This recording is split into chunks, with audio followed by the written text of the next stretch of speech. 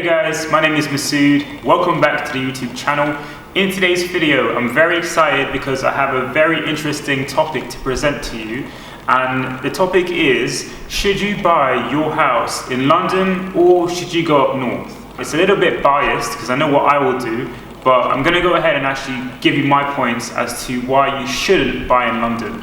And hopefully you can join in the comments and maybe change my mind about why I should stay in London. My first point for actually not buying in London and why I think London is not a good place to buy your first house is, if you're a young person like me, living in London, you're probably not going to be able to afford a mortgage really on your own. Unless you're earning like well over six figures, you're not going to be able to get a house. Because considering that lenders only give you a mortgage on your gross income, so they usually give you about 5 times your gross income, and that's the max loan that you probably get. So I don't.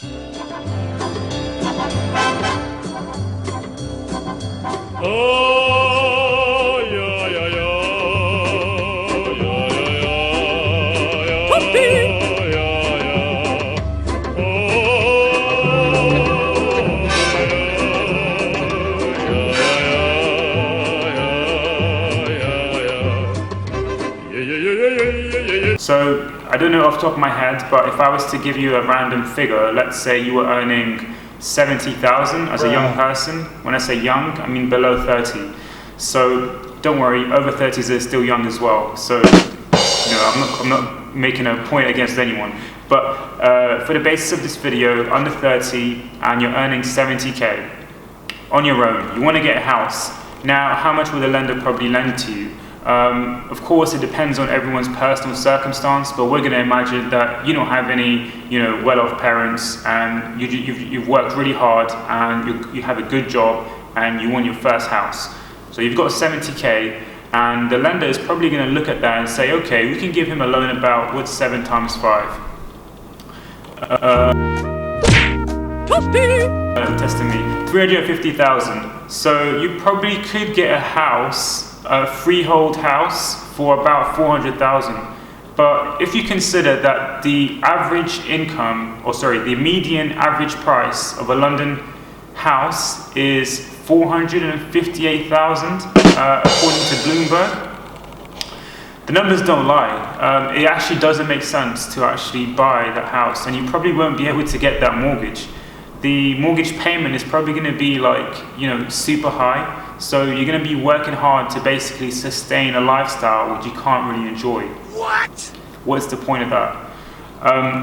Now, the only way to actually get a house as a young person is to really do it as a couple in London.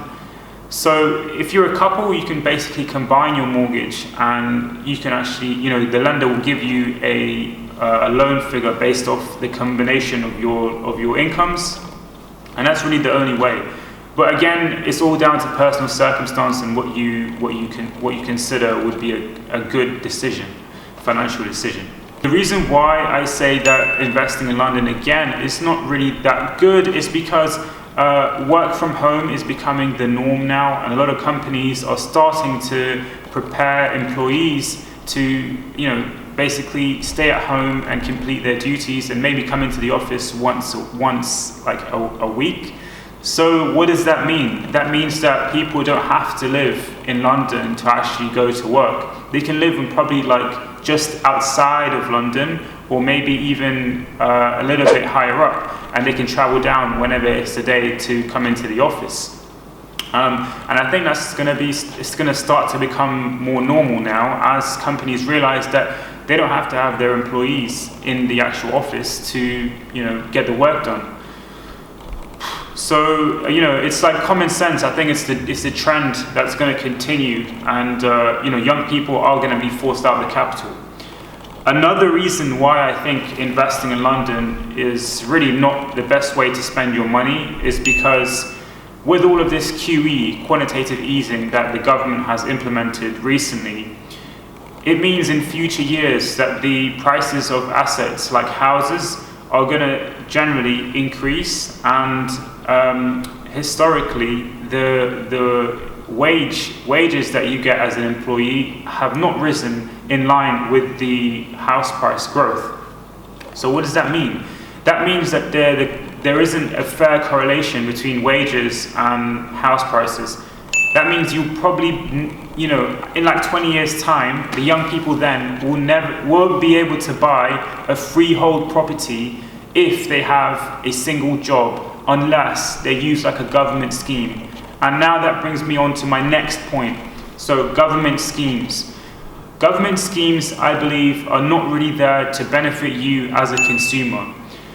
Government schemes are really designed to get you on the housing ladder, so you have some sort of credibility to a lender to give you credit. Therefore, so that means that you can borrow more and you can probably spend more in the economy. So it's basically consumer driven with a consumer agenda behind it.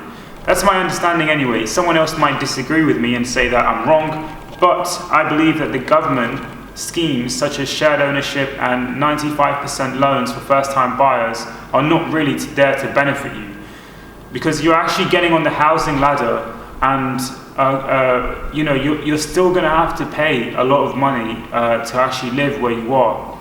You have this loan over your head, and you have to sustain that lifestyle. You have to continue going to your 9 to 5, working hard to be able to sustain and pay off this mortgage that you've taken on because you have a 95% loan on it. Also, it puts you at more risk. You're more exposed to any economic changes. For example, like the time that we're in right now. We're in an economic downturn, and in my opinion, it's going to continue to go down. The economy is going to continue to get worse, at least in the next sort of 6 months. And if you had a 95% loan on your house, and your house price, the price of your house is valued a little bit lower, your lender can actually call on you to give back the loan. And if you don't have enough equity on your house, then that means that they can actually repossess your house. So that basically means that you're at super high risk of being homeless or going back to wherever you lived before. Therefore, guys, those are some points why I think London is not a great place to invest. Now let's take a look and think about why you shouldn't invest in London as an investor. So, as an investor, the yields in London have never been as high as up north. If you actually look at the numbers, and on an average, let's say 3-bedroom house, which you're letting out for about £1,600 to £1,800 to a family, and it's about 400,000, and let's say your mortgage, because you've invested with a mortgage because you want your money to go further, is about £1,000 a month, and depending on if you've got an interest only or repayment, it can probably be a little bit higher. So you've got your house, and how much rent are you probably getting? As I say, you're probably getting about £1,600. So after the expenses with the letting agent, the insurance, and the voids and repairs, how much are you actually left with? I don't know the numbers off the top of my head, but you're probably left with like £300-400 profit. I mean, that's not that much for a house that you're paying. You're putting down 25% on 400 grand. That's like 100 grand. You know what I mean? That's a lot. That's a lot of money. And I think that the better way to actually spend that money would probably be to go up north and invest and build a portfolio of houses. You could probably get 3 decent houses for 100 grand in good locations where your tenants are probably gonna be okay. So that 100 grand can definitely be spent elsewhere a smarter way, I believe. And that brings me on to my next point.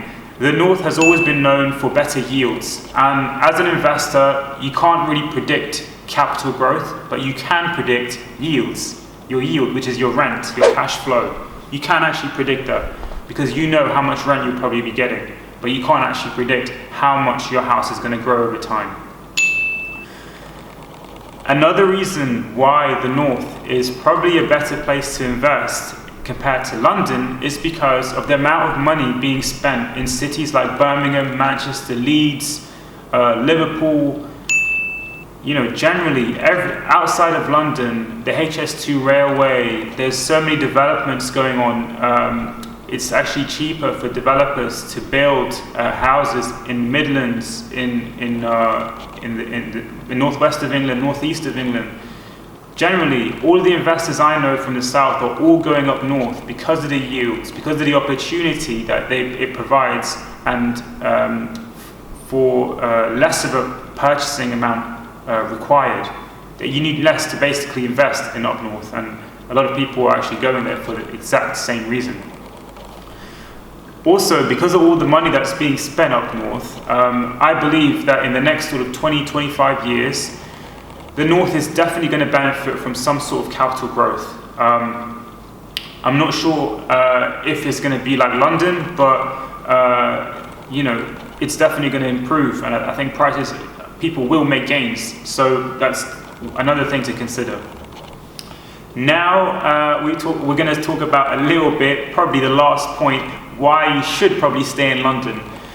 Well, London is London, and I think that the brand of the city will always attract people to it, investors from around the world, and generally investors from the actual UK. The capital growth in London for house prices has always been quite high, and if you were to look at the numbers in the last recession, 08, they did drop slightly for a few years, from 09 to about 12, and then they picked up again towards the end. However, oh my god, my camera is flashing. So, however, till the end, they did sort of make a recovery, and they grew until about 2016, which was the last point where they made a substantial growth. And we'll look at this chart that I've shown you right here. But if we look at since 2016, it hasn't made that much of a difference. It hasn't grown that much. So therefore, guys, I believe that London, generally, a better place to invest would be up north compared to London. I'm going to cut it short because my camera is about to shut off. And I hope you enjoyed this video. I will share my opinion there. If you had any thoughts, please feel free to comment down. Otherwise, I'm going to catch you guys in the next one. And I hope you enjoyed this video. Thank you so much. Cheers.